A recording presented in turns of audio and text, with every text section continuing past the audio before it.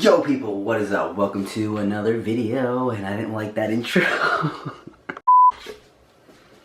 What's up everyone? What did I just say?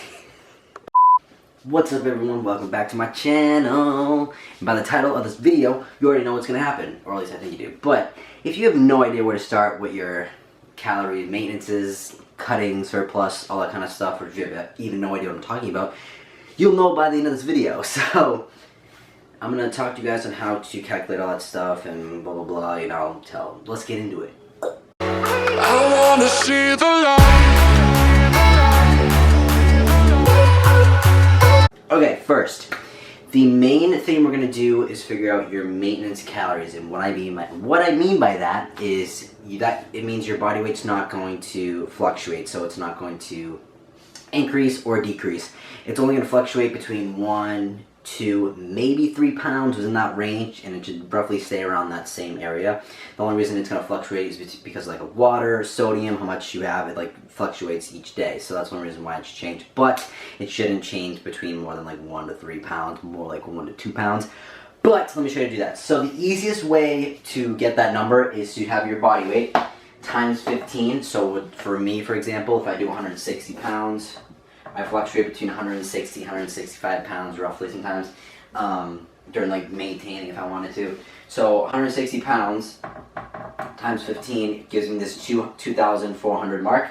Now I just put the cutting mark up there if you wanted to just do cutting, but the main thing you want to get is the maintenance calories.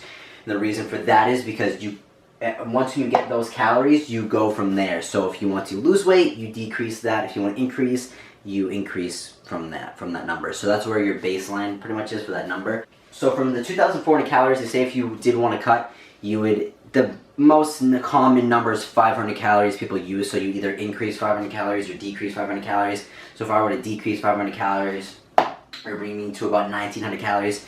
So if I wanted to cut without doing like extra training, cardio, that kind of stuff, and just reduce my caloric intake from food, I would just do 1,900 calories. So that's how you pretty much do that. You either increase or decrease that number. Simple, easy, got it, good. There is a way more accurate way to get this number if you wanted to. I'm going to put on the screen the equation for focus on my face. I'm going to put the equation for women and men on the screen right now. Now the only thing that might look a little weird is the lean body weight. You might be like, Mo, how the hell I don't know my lean body weight. To get that number, it's pretty simple. You're going to take the weight you are now, like the weight you currently are, times it by, you can find a calculator online to estimate your body fat percentage. You're not going to know exactly, but I have like a scale that roughly, it's not exact, but the only way to know exactly is the most accurate way. It's a DEXA scan, but just go online, find a random calculator. It'll be pretty close. So you take your body weight times the percentage, so point blank blank, whatever. Get that number, then you take the number you got and subtract it by your weight. So on 165 times point percentage, whatever, get that number, 165 minus that number you just got, and that's your lean body weight. Make sense? I really hope it does. So that's if you want to use that equation, go for it. Alright, now that we've done that, I'm going to move into macros. You might be like, Mo, what the hell are macros? I don't know what the heck that is. I know you mentioned it in your videos, but I don't know what that is. Well, I'm going to tell you what that is. Let me erase the board and then we'll do it. Guys, I apologize for my setup too, like this is the best I can do. Okay, macronutrients. What are they? They are protein, carbs, and fat. So, very basic. I'm not going to get into detail about them. I'm not going to be like, what protein breaks down to like amino acids and like gets in the body. No, none of that. We don't want any of that confusing crap. You want the very basics and all you need to know. So I'm going to tell you what all you need to know is. Protein, there are 4 calories per gram. Carbs, there are also 4 calories per gram. And for fats, it's different. It's 9. So there's 9 calories per gram. And if you really wanted to know the 4th macronutrient, that is alcohol, and that is 7 calories per gram. Just putting that out there. So that's why fat content tends to have a higher calorie mark, because there's more calories per gram rather than the protein and carbs. So again, now that we have our calorie mark, which I'm hoping you've calculated by now, So for the example I'm going to use is I'm going to use that long equation that I already calculated and stuff. I'm going to use a range. So I'm going to put the range on. I'll actually put it on the screen here and then I'll write it on the board as well. So that range is going to be for my cutting range. Now that range you have, you don't need to have the same calorie mark every day. So this range is if you want to have the lower calories on an off day, higher calories on a training day, like the carbs, and like, you know, you feel more energized for your workout and that kind of stuff. So you can have within that range as long as your weekly calorie intake is the same. So if you want to have 2,000 calories for a weekly average, and you don't want to have 2,000 calories every day, sometimes you have 1,400 calories one day, sometimes you have 23 calories for the 2,300 calories the next day, 1,400 again, then 23, and then 1,500, whatever. As long as it equals 2,000 calories for a weekly average, you can figure that out. I can actually, if you want me to explain that, I can explain that as well, or write it down. So we'll get into that way after we do this. So let me tell you, how do you get your protein intake, Mark? How do you get your carbs intake, and how do you get your fat intake? I don't know what to hit for numbers. I'm going to tell you what to hit for numbers right now. So once you get that long equation, you get that range, or you get that number, this is how you get the macronutrients. Okay, protein, we're going to do between 10 to 35%. Okay? That is the most crucial, which I want you to figure out first. For me, typically, most people technically, 0.30 is usually a good number to do. That's what I'd recommend. You could go 0.35, but that's a little higher than you probably even need. But I think 0.30 is the good rough estimate to make. So I'll do 0.30, and I'll show you how to do that. So I'm going to take my higher end of the calorie mark, and we're just going to do 2,000 calories. All right, 2,000. Actually, I lied. 2,075 calories to be exact. We'll do that. All right. Take a calculator. Alright, very simple, which I'm going to use with my phone. Okay, 2,075 times 0.30, and you're like, Mo, I get this huge number, like, what is that?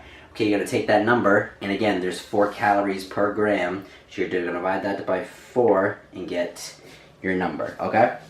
And I always shoot for about 150 to 160 for grams of protein. It's just easy, gives me enough 10 grams rough estimate, and 155 is the middle mark. So it's good. Next, let's move on to carbs. And now that we've done the protein, again, you're going to do between 10 to 35%. 10 is just really on the lower end if you're like sedentary and you don't really do much. I feel like you're the average adult or something like that. But even though when you're older, you still really need more protein than the average person. But like, that's just an all. Okay, just go with 0.3, all right? And then you, from the rest of the percentage, of the 100%, you can do, if you want more fats, you can have more fats. If you want more carbs, you can do more carbs. So whatever you want to do, pick that percentage number. So for me, I'm going to do, just to give you guys an example, if I'm decreasing my carbs a lot more, let's do, because carbs are about 45 to 65. So for example, we'll do the 0.45 for carbs on the lower end of carbs versus the 0.65. We'll do that. Again, we're using the same calorie mark, so the 2,075. Okay, we're going to do 2,075 times 0.45. Again, you get this huge number, you're like, what do I do with it? So again, for carbs, there's 4 calories per gram, so you divide that by 4, and you get 2, well, this is what I get, I don't know what you get, but... so I get about 235, which, not gonna lie, is pretty low, so that's why I did the 0.45, so I'm gonna get a lower amount of carbs. If I wanted more carbs, obviously I'd go 0.5, 0.55, or 0.65. 0.6, I just skipped one, wow. Whatever within that range, and then wherever the percentage, focus on my fat, thank you. Wherever the rest of the percentage lines, or like whatever you have left, then you fill that with fats, okay? Or you can do vice versa, you can do fats first, then carbs, whatever you want. So, we're gonna do fats now. Again, same calorie mark, whatever your calorie you're using. Now this is, again, the cutting range. I'm using the high end of my cutting range. My range is from 1,500 to 2,000, almost 2,100. So from 1,500 to 2,000 pretty much, I'm just going to give you that number. That's my cutting range, okay? So if you want to do, you can do the same exact thing I'm doing with your maintenance calories or your surplus calories. Doesn't matter. The concept is still the same, whatever you're planning to do. Cut, bulk, maintain. Make sense? Cool. So if you can do quick math, like I used to be able to do. So we did 0.3 plus 0.45, which gives us 0.75. So if you do 1 minus 0.75, which hopefully you can do in your head, is 0.25, right?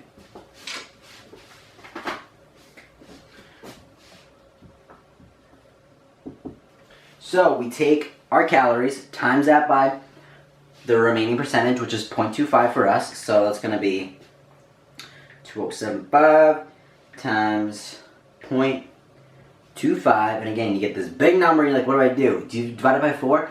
No, because we're talking about fat. So it's 9 grams. 9 calories per gram. So we divide that by 9. And that's going to give me around 58 grams of fat. Okay, so I'm going to zoom in on this. Okay, hopefully you guys can read that. I'm just really close with my head. So hopefully you can read that pretty good. All right, good? Cool. I'm going to erase this, and then I'm going to give you what I just wrote down in a smaller crunch. I broke that down. Now, if I was going to do this cutting type of whatever I just calculated, I'm going to give myself a range, because you can't be perfect every day unless you literally have the same meal if you eat the same foods every single day, which I'm sure gets very boring very quick. So the range I give myself is about 150 to 160 grams of protein. Carbs, if I'm doing again the lower end of 0.45, which is what got me 235, I would do about 230 to 240 for grams. And then for fat, since fat is a little bit more strategious, so like I'd only do 5 grams of fluctuation versus like protein and carbs, I give myself like 10 grams. So we got 58 for that number for 0.25. So I did 55 to 60 grams of fat. So that's like roughly pretty good. Again, this is for like cutting and stuff. So my protein typically always stays the same. When I'm decreasing calories though, the only thing that really fluctuates will be my carbs and fat. That's the stuff I will decrease from. I want to keep my protein high to preserve my muscle tissue. So that's really going to be it, guys. I hope you enjoyed. If you have any questions or anything, leave them in the comments below. I hope I gave you something useful if you're confused on how to get your calories or like where to start for macros and stuff. Also, the app I do use is MyFitnessPal. I just find it very easy. I've used it for years, so I just find it really easy. But if you do want to track even more things like your vitamins and minerals, so your vitamins, you have like your fat-soluble vitamins, your water-soluble vitamins, like all that kind of stuff, and your minerals, you have your trace, your major minerals, all that kind of stuff. If you're looking to track all of those from what you really get from the foods you eat on a day-to-day basis, I suggest using Chronometer, because that is it's not that much more complicated to use, but it's a very much more accurate app to use. But again, you don't need to be too accurate unless you really want to know what you're taking in for vitamins and minerals. So those 2 apps are really, really good to use. If you have any suggestions of other videos you want me to make or stuff you want to know more about, let me know in the comments below. And again, I hope you guys enjoyed. If you did, smash that like button for me. Would really appreciate it. And if you're new to the channel, hit subscribe. And I'll see you guys in the next video. Peace.